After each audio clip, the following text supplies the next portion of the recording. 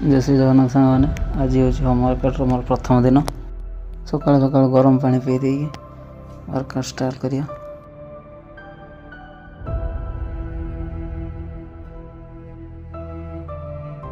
जो मैंने घर वर्कआउट करने चाहूच आज करी काली के आसोनी मो भाई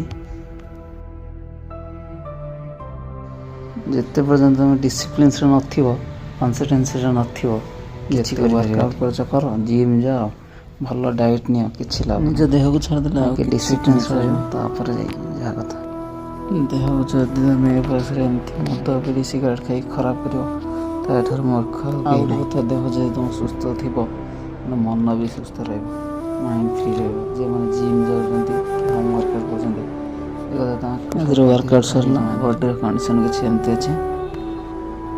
जय श्री राम काले देखा आउ गोटे वीडियो।